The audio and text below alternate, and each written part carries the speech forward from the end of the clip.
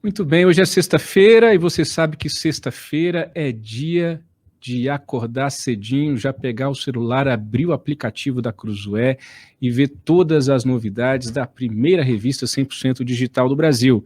E já que agora nós vamos falar da Cruzoé, eu vou fazer uma mágica aqui que vocês já conhecem, vou colocar aqui a logo da Cruzoé e vou começar convidando você que não é ainda assinante da Cruzoé, não é? Você começou 2022 sem ser assinante da Cruzoé, você pode resolver isso agora. Basta mirar a tela do seu celular para o QR Code que aparece aí na tela e você assina a Cruzoé, aproveita e assina o combo Cruzoé e o Antagonista Mais. Hoje você ganha 60% de desconto e libera o seu acesso prêmio neste ano de corrida eleitoral.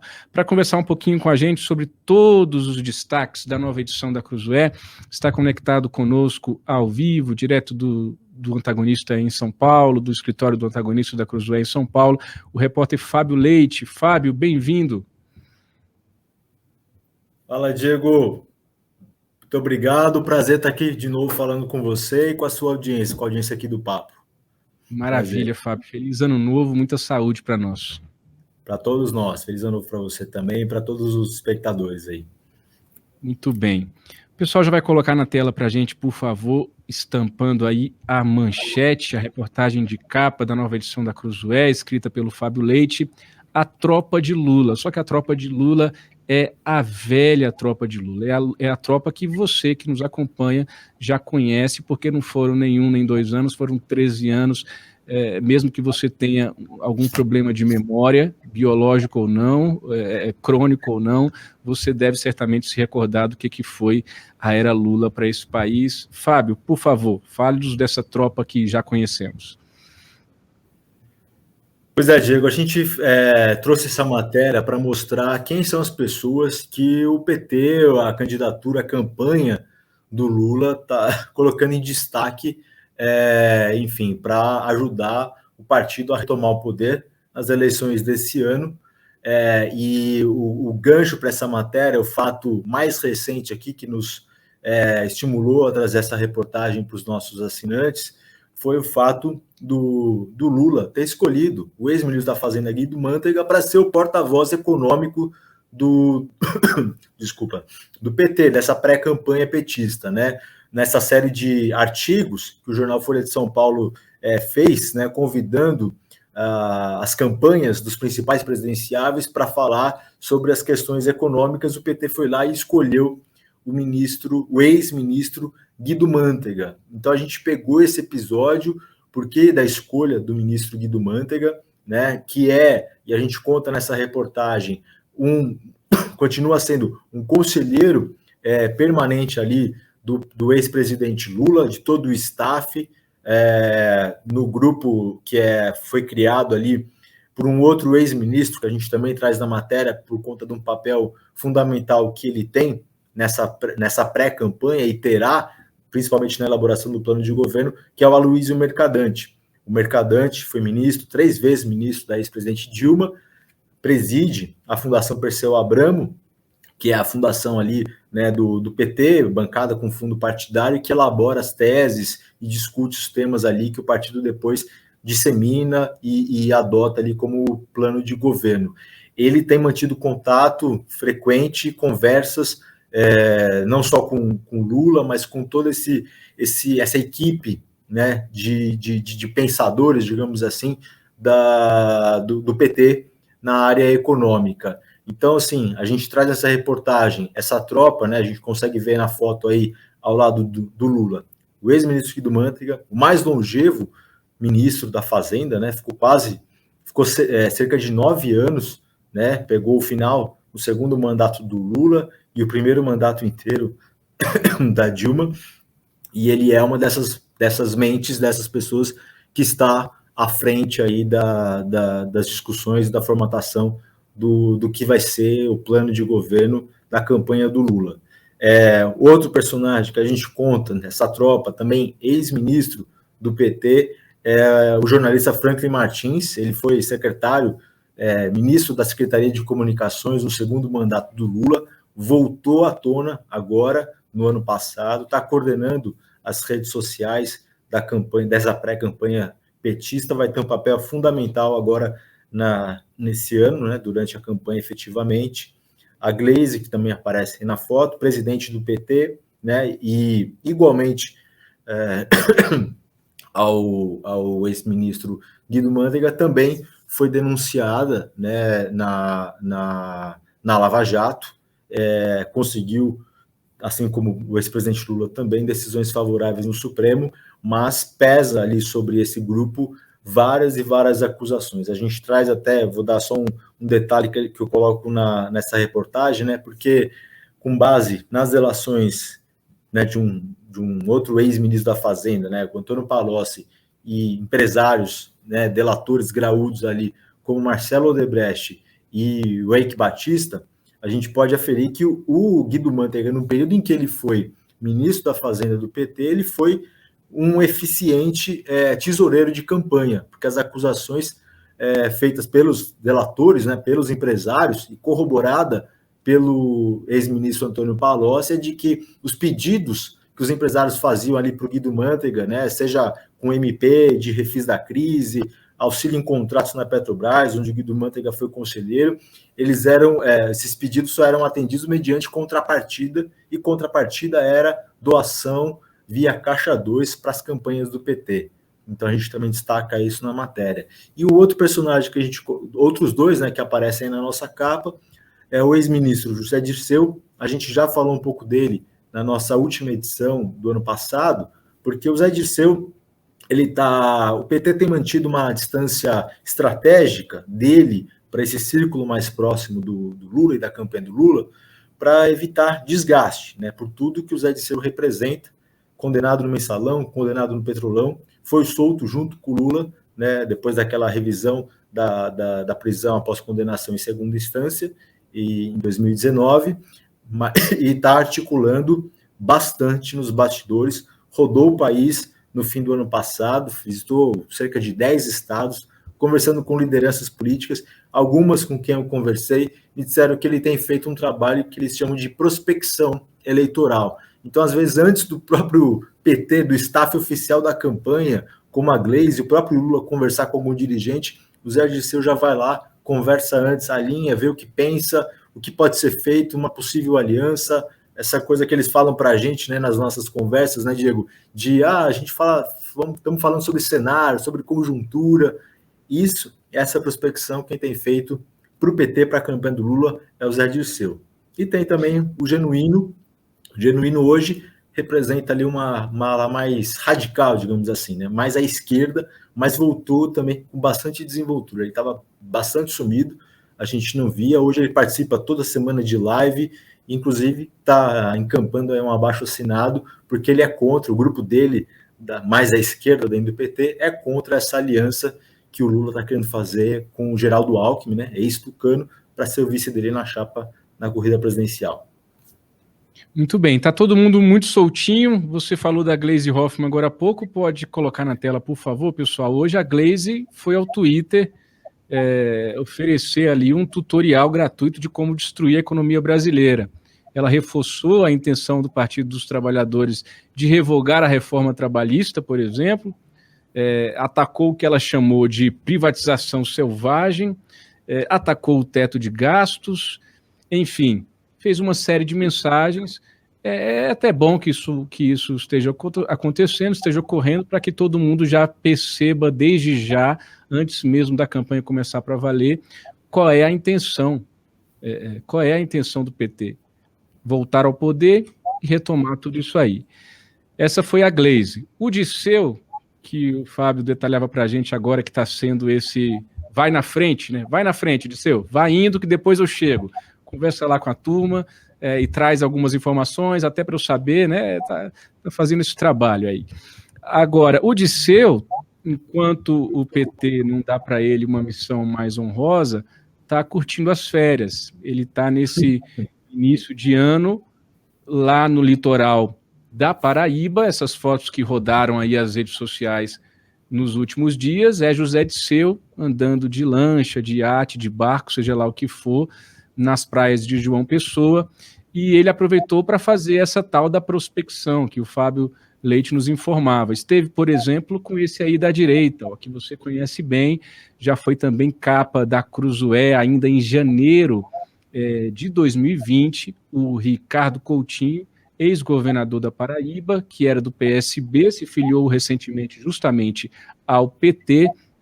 Este é o Cabral socialista, como a Cruzoé chamou em reportagem de capa em janeiro de 2020. Zé Disseu também esteve com Luciano Cartacho, que é ex-prefeito da capital, João Pessoa, ele que é petista, e também esteve com o senador da Paraíba, veneziano Vital do Rego, que é do MDB. Então, tá aí o Disseu, curtindo as férias e também fazendo o trabalho de prospecção. O Sérgio Moro, coincidentemente, também está na Paraíba nessa semana, a gente detalhou isso aqui ontem no site. Hoje à noite vai ter a festa de aniversário do deputado Julian Lemos, e acabou virando um evento político da pré-campanha do Moro.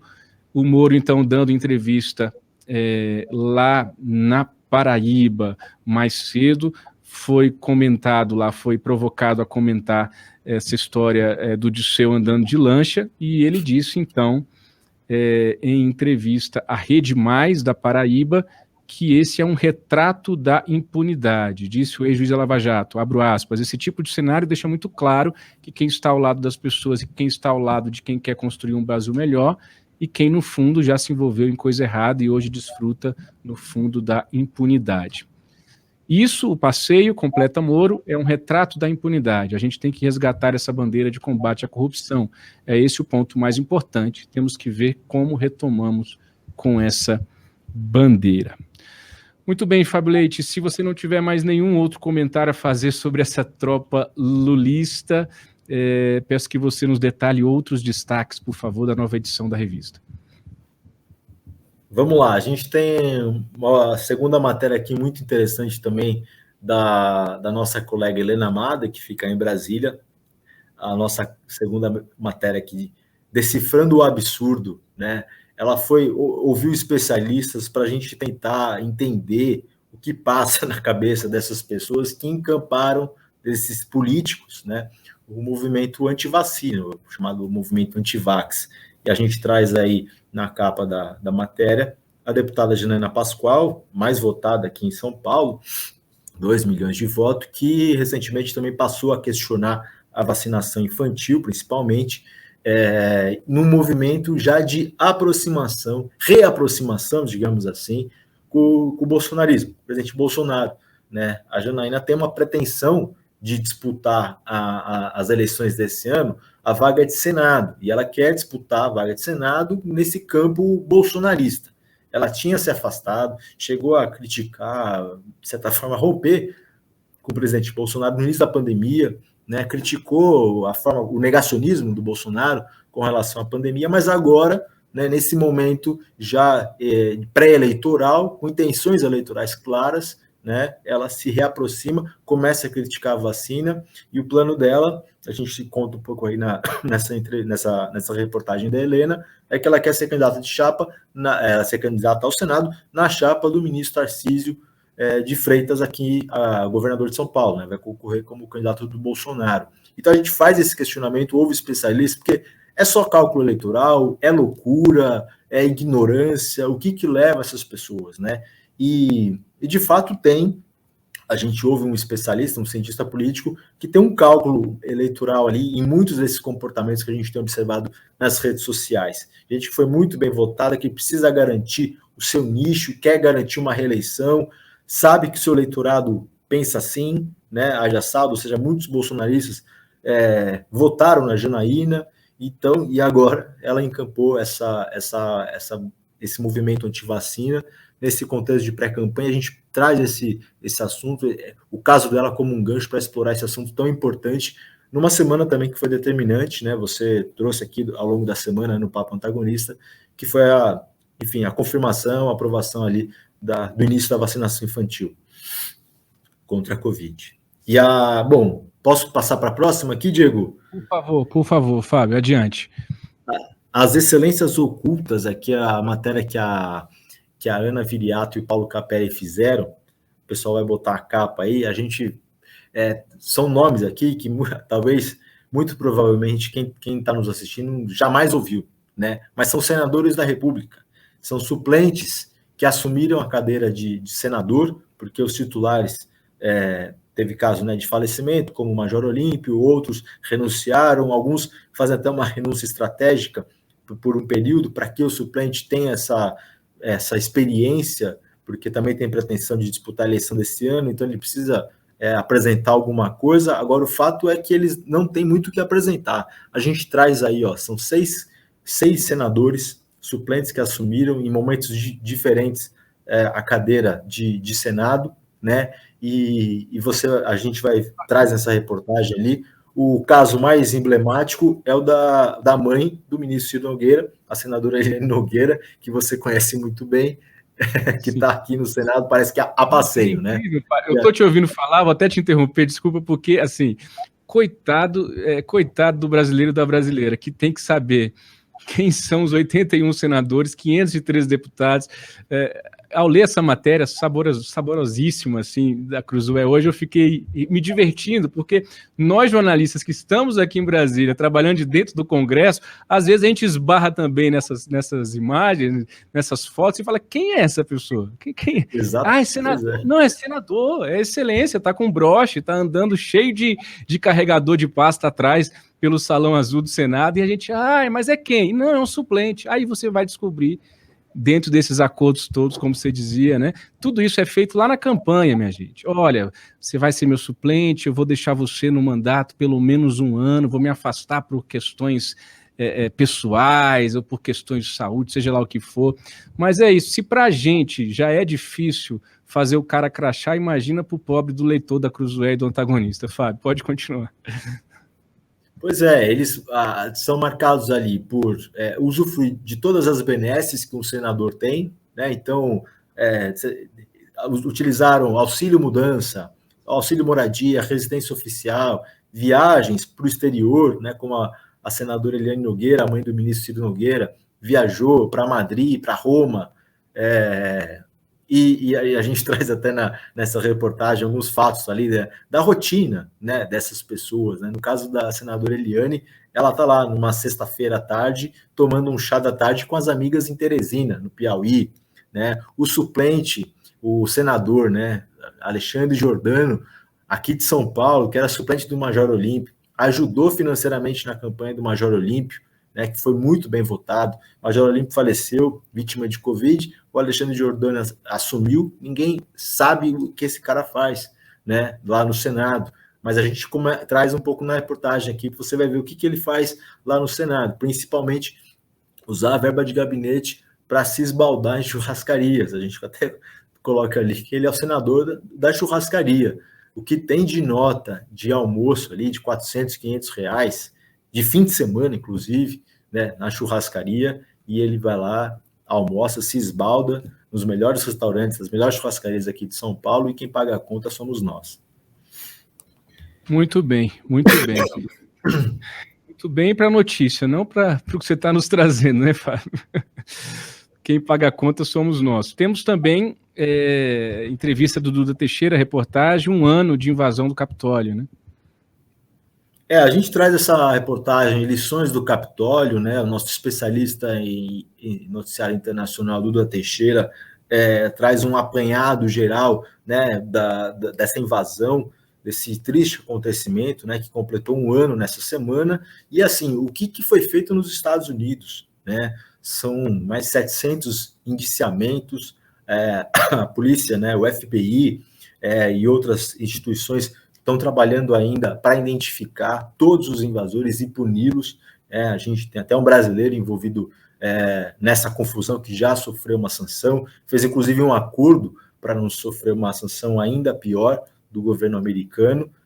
A gente traz, então, esse panorama, mostra o que foi feito lá, né, inclusive o que ainda está sob investigação no Congresso americano, que talvez não, né, o principal fato, né, envolvendo essa questão política, que é quem estimulou, né, essa invasão. E o Congresso americano está investigando, uma CPI deles lá, a atuação do ex-presidente Donald Trump nessa invasão que resultou em 5 mortes. né? Não foi meramente ali uma balbúrdia, né? 5 pessoas morreram nesse episódio e a polícia está com imagens, o Duda detalha nessa reportagem tudo que foi feito na investigação e o alerta que isso traz, né? A gente espera, né, que as instituições brasileiras também sejam severas e rígidas, né? Porque aqui também tem a ameaça à nossa democracia, né? A descrença, como o Trump fez ao processo eleitoral. A gente sabe que o presidente Bolsonaro e os seus apoiadores fazem o mesmo. A gente espera que esse cenário não se repita aqui, mas é uma matéria também super importante e completa que o Duda traz sobre esse acontecimento histórico, né, nos Estados Unidos. Com certeza. E, por fim, temos a entrevistada da edição da semana, Maria Laura Canineu. Quem é a Maria Laura, Fábio?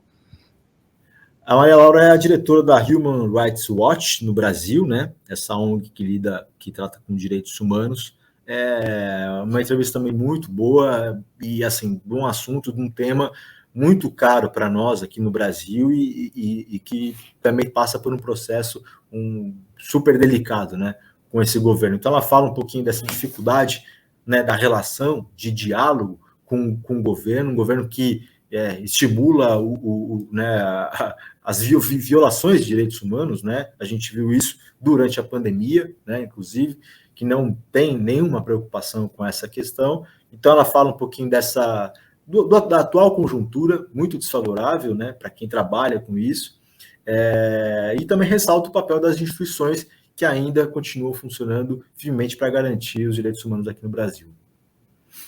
Maravilha. Muito bem, esses são os destaques, então, da edição de hoje, a nova edição da revista Cruzoé, com todos os detalhes contados aqui com capricho pelo repórter Fábio Leite, que assina a reportagem de capa sobre a velha tropa de Lula. Fábio, muito obrigado, mais uma vez um ótimo ano, saúde para todos nós e vamos em frente.